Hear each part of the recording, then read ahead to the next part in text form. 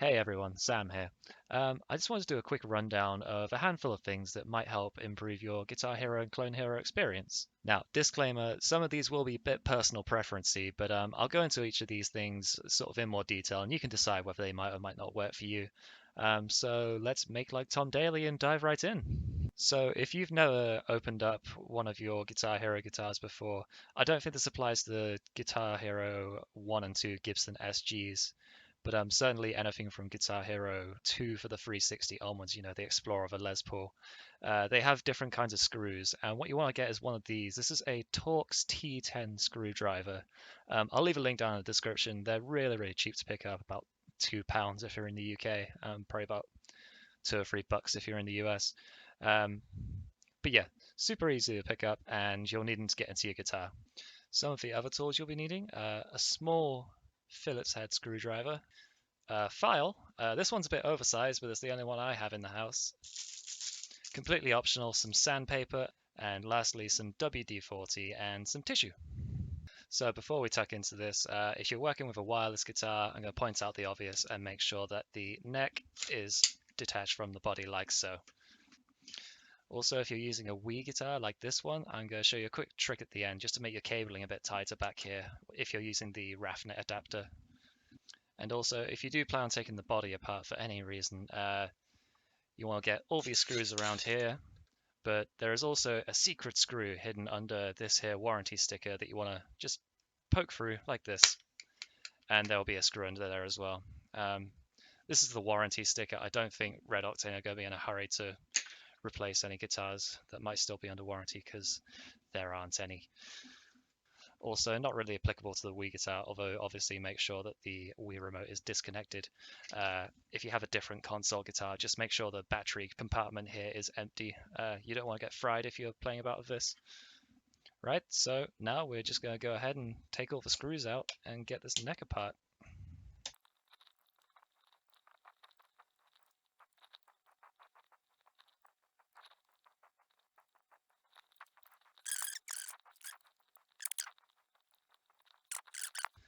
So this is where we take the Phillips head screwdriver, and there are two screws on either side of the fretboard here. We're just going to take those off, and voila, we are in. So the circuit board simply pulls away like this, and the rubber usually comes with it. It's quite loosely attached. This rubber that attaches to the circuit board here is the first thing that we're interested in. We're just going to peel that off. It's no big deal. It's not really glued on or anything. It just sticks on there from use.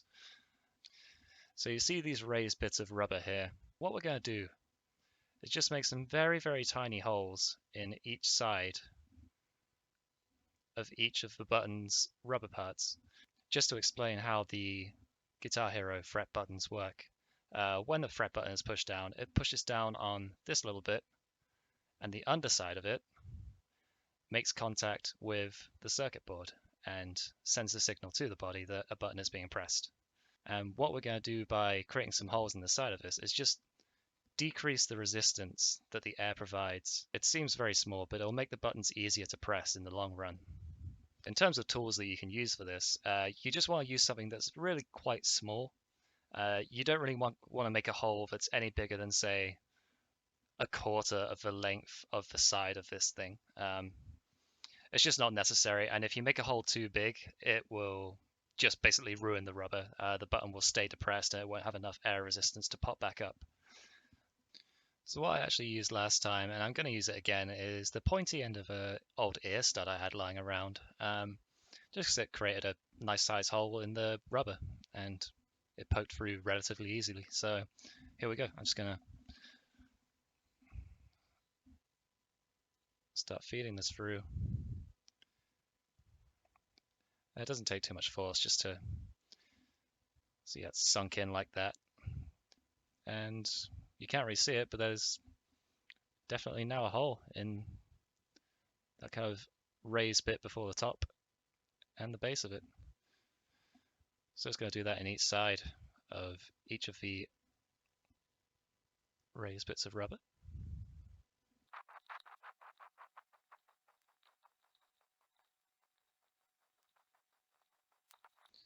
Okay, so now each button has a hole in the side, and it should, in theory, make it easier to press. So the next thing we're going to do, it directly involves the yellow button on your guitar, and you'll see it's kind of reflected in the light. This ridge right in the middle of the yellow button, um, it kind of grates on your fingers like a cheese grater after a while. So this is another personal preference thing. If you're new to the game, then this little ridge is actually very handy for telling you where your fingers are on the fretboard, especially if you're just moving up to hard or expert. So you might not want to do this step just yet, but if you're feeling competent at moving around the 5 buttons, then you can certainly go ahead and do this. And that's just to take a file and remove the ridge. Again, this is a comically oversized file for the job I'm doing, but it's the only one I had to hand. So just going to file this off here. And there we are. Disclaimer, this is going to make your yellow button look a bit scratched up. Also, if you had sandpaper handy, then this is now the time to just do that last little bit of smoothing out on the yellow button. So I'm just going to pick a sheet right now and give it a quick rundown. And there we are, no more ridge. But again, if you're really, really bothered about the aesthetic of your yellow button for some reason, then this might not be for you because it does kind of make it look a bit scratched up, so smudged, but not too bad. Anyway, third and final step is just take a bit of damp tissue paper and rub around the sides of your buttons. Just because if your guitar is old at all or gets used a lot, it's likely that some hand gunk has built up in there, and you just want to clean that out. Just repeat this process of all the 5 buttons. This guitar is actually quite new. I bought it off a lady, and it came with a Nintendo Wii console. I checked out the profile on the Guitar Hero free save, and she'd played about half a career on easy mode. So yeah, this puppy's barely used. And the last step that I alluded to is just using a bit of WD-40 to smear around the edges of your buttons to just make them a bit more slidey and make them depress a bit more easily in the neck. You really, really don't need much, and if you get any on your skin, just wash it off and you'll be fine.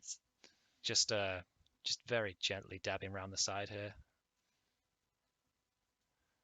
Don't do it on the face of the button because you don't need that. It doesn't see any friction when going into the guitar. Just nice and gently around the edge.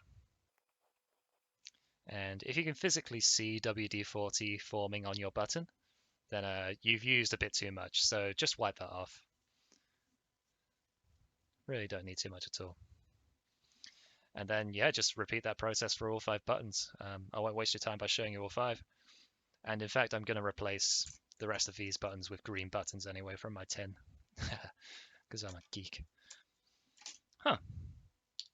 So something I just discovered is that the Wii Guitar Hero buttons must be a very, very slightly different shape.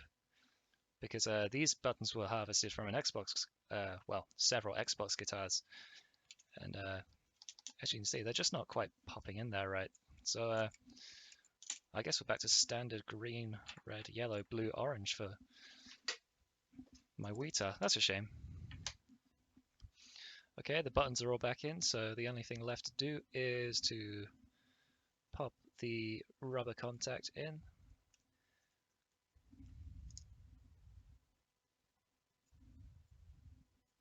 Get it nice and square.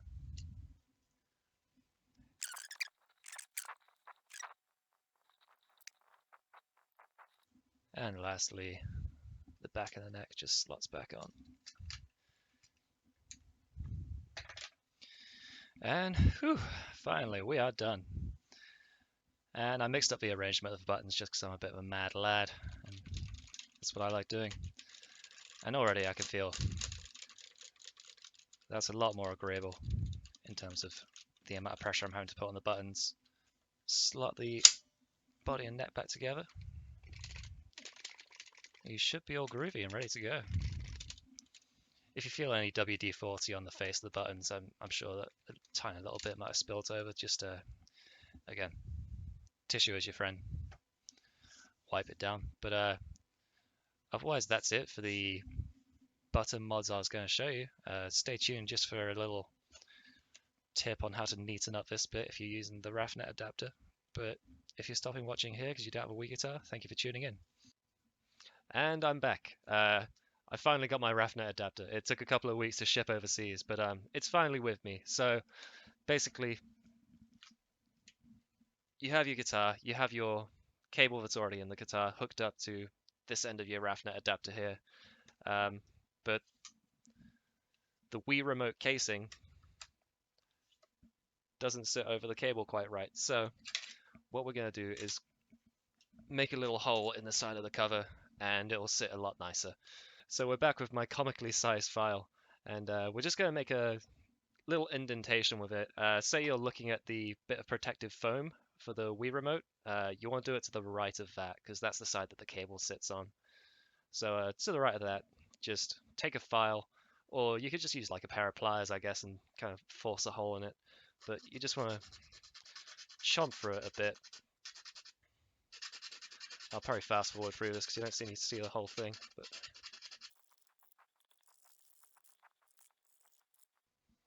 and yeah, there's the kind of rough outline of what we're looking at. You just want to kind of smooth out the edges here because you don't want the wire to get damaged by any roughness in there. Also, something to bear in mind that I just didn't do. Be careful about filing plastic around your electronics. Luckily, my PC is undercover, but yeah, if any of that gets into your buttons on your guitar or into your computer, then it could be trouble.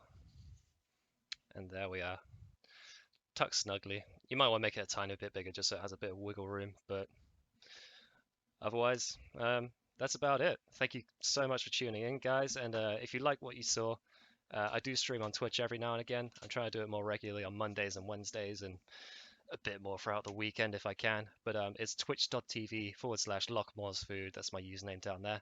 And yeah, thanks for watching. Cheers.